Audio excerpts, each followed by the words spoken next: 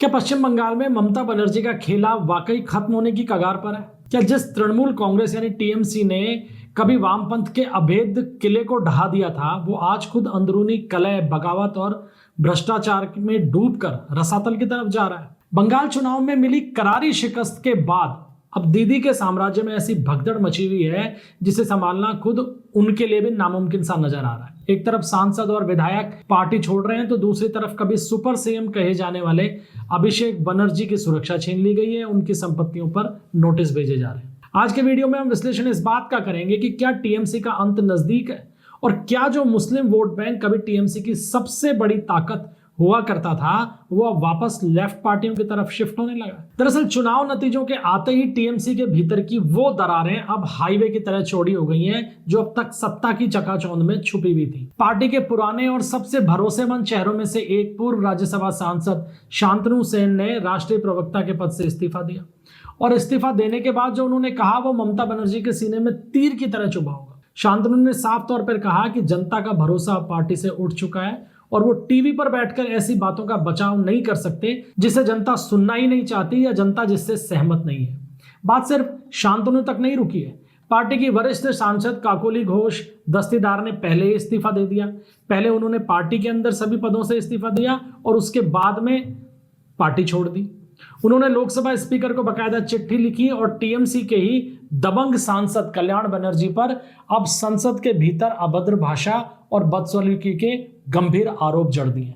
अब सोचिए, जो पार्टी कभी मां माटी मानुष का नारा लेकर बंगाल की सत्ता में आया करती थी, उसकी महिला सांसद खुद अपनी ही पार्टी के नेताओं से सुरक्षित महसूस नहीं कर रही है।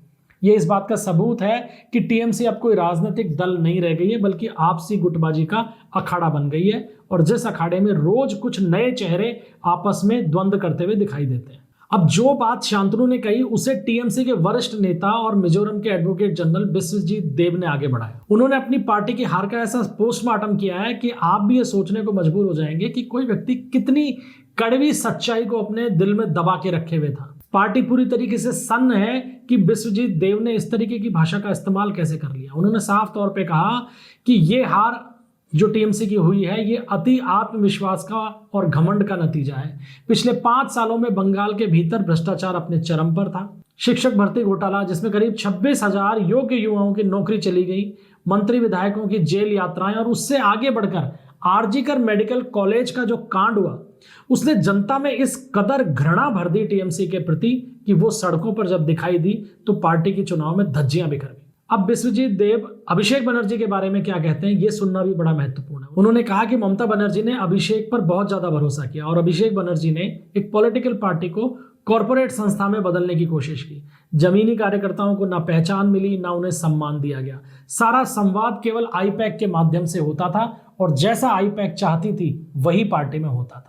ये देव का जो बयान है ये बताता है कि किस तरीके से आईपैक ने पूरी टीएमसी को हाईजैक कर लिया था और यही कारण था कि उसका कनेक्ट ना केवल अपने कार्यकर्ताओं से टूट गया बल्कि जनता से जुड़ी हुई जमीनी हकीकत भी टीएमसी के नेताओं तक नहीं पहुंच रही थी। वो वही मान के चल रहे थे जो आईपैक उनको बता रही थी और जब जमीनी हकीकत से वो रूबरू हुए तब तक पश्चिम बंगाल की सत्ता से टीएमसी की शर्मनाक विदाई हो चुकी थी। अब हम आते हैं उस सबसे बड़े राजनीतिक बदलाव पे जिसने टीएमसी के ताबूत में आखिरी कील ठोकना शुरू कर दिया। राजनीतिक विश्लेषक और जमीनी जो ट्रेंड्स हैं चुनाव के वो ये बता रहे हैं कि इस शर्मनाक हार जो विधानसभा चुनाव में हुई है पश्चिम बंगाल में, उसके बाद बंगाल का जो पूरा का पूरा सियासी समीकरण है वो बदलने लगा है। बंगाल में करीब 30% मुस्लिम मतदाता हैं जो अभी तक टीएमसी का कोर वोट बैंक माने जाते थे और ममता बनर्जी पिछले 15 साल से जिस तानाशाही भरे रवैये में बंगाल में शासन करती थी या जो लैंडस्लाइड विक्ट्री उनको लोकसभा चुनाव में मिला करती थी उसके पीछे इस वोट बैंक का बड़ा हाथ रहा है, ये सब जानते हैं। लेकिन भ्रष्टाचार, सिंडिकेट राज और आरजीकर जैसी घटनाओं ने इस वर्ग के भीतर भी ममता बनर्जी के प्रति नाराजगी भरी है। अब हो ये रहा है कि ममता राज के अंदर जो पीड़ित मुसलमान थे वो तो टीएमसी से टूटने ही थे और ममता बनर्जी के सत्ता से बाहर आने के कारण जिन मुस्लिम वोटर्स को ये लगने लगा है कि अब राज बीजेपी का आ गया है और बीजेपी राज में परेशानी होगी, वो भी टीएमसी से जल्दी जल्दी दूर भाग रहा है और ये पूरा का पूरा जो ये वो कोर वोट बैंक है ममता बनर्जी का, ये अब लेफ्ट पार्टियों की तरफ रुख करता हुआ दिखाई दे रहा है। फाल्ता का जो रिजल्ट आया उसमें आपने देखा ही था कि कांग्रेस के मुस्लिम उम्मीदवार को मुस्लिम वोट नहीं मिला, लेफ्ट को मिल गया। और अब इंटरनेट और राजनीतिक गलियारों के अंदर इस बात की बहुत तेज चर्चा है कि लेफ्ट फ्रंट, जिसने खोई हुई जमीन वापस पा ली है ऐसा माना जा रहा है, उसने युवाओं और नए चेहरों को आगे लाना शुरू कर दिया है ताकि एक नई लीडरशिप के साथ में लेफ्ट पार्टीज अपने संगठन को बंगाल में खड़ा करें, क्योंकि उनको दिख रहा है कि मुस्लिम वोटर्स उनकी तरफ जुड़ रहे हैं, उनका पुराना कैडर वापस आ सकता है। और अगर ऐसा हुआ तो फिर बीजेपी के सामने एक बड़ी राजनीतिक ताकत के तौर पे आने वाले समय में आपको टीएमसी नहीं बल्कि लेफ्ट पार्टीज दिखाई देंगी।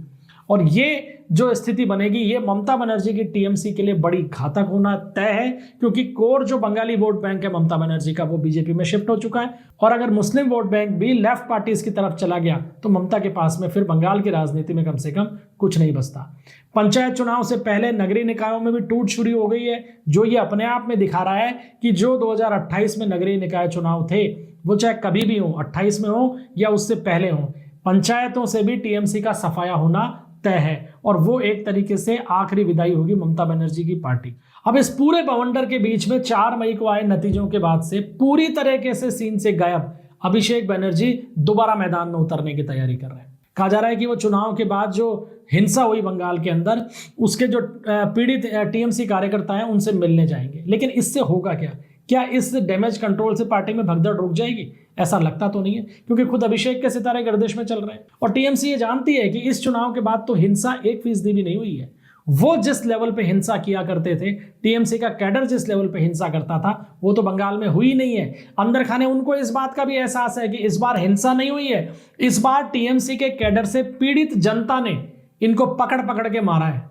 तो कितनी भी इन कार्यकर्ताओं से मिलने की कोशिश कर लो, लेकिन इनको कार्यकर्ताओं को तो पता है ना कि जनता बिल्कुल खुल के सामने आ चुकी है और इस कदर एग्रेसिव मोड में है कि अब उससे जुड़ाव संभव नहीं है। अभिषेक की खुद की हाई प्रोफाइल सुरक्षा वापस ले ली गई है जो ममता सरकार ने उनको दी थी। अब वो सिर्फ एक सामान्य सांसद के तौर पर जो सुरक्षा मिलती है उसके साथ ही चलेंगे। इसके अलावा कोलकाता नगर निगम ने उनकी और उनकी कंपनियों की जो संपत्ति थी उसमें अवैध निर्माण की जांच का काम शुरू कर दिया है। उनके खिलाफ एफआईआर दर्ज हो चुकी है। यानी अभिषेक बनर्जी कुल मिलाकर चारों तरफ से खुद भी घिरे हुए हैं। ये तो कोर्ट ने उनको थोड़ी राहत दे दी, नहीं तो अब तक शायद उनकी गिरफ्तारी भी हो चुकी होती। अब अभिषेक की सुरक्षा का घटना, संपत्तियों पर कानूनी शिकंजा, पार्टी के भीतर विद्रोह, कोर वोट बैंक का लेफ्ट पार्टियों की तरफ खिसकना, ये सब संकेत है कि ममता बनर्जी का किला ताश के पत्तों की तरह ढह रहा है। जब कोई पार्टी एक सिंडिकेट और एक कॉर्पोरेट कंपनी की तरह चलाई जाती है ना, तो उसका अंत कुछ इसी तरीके का होता है जब वो सत्ता से बाहर हो जाती है। अभिषेक बनर्जी अब चाहे कितनी भी रैलियां कर लें, ममता चाहे कितनी भी पदयात्राएं कर लें, कितनी भी एक प्रेस कॉन्फ्रेंस कर लें, लेकिन जनता का खोया हुआ भरोसा और अपनों की बगावत को संभालना अब इनके बूते की बात नहीं है। अब आपको क्या लगता है, क्या तृणमूल कांग्रेस का अंत आ गया? आने वाले दिनों में क्या बंगाल की राजनीति में तृणमूल हाशिए पे चली जाएगी और लेफ्ट पार्टीज तृणमूल की जगह लेंगी? अपनी राय कमेंट बॉक्स में जरूर दीजिएगा। वीडियो अगर पसंद आया हो तो इसे लाइक कीजिएगा, शेयर कीजिएगा और चैनल को सब्सक्राइब करना ना भूलिएगा। मिलते हैं अगले वीडियो में, तब तक के लिए इजाजत दीजिए। जय हिंद, जय भारत, वंदे मातरम।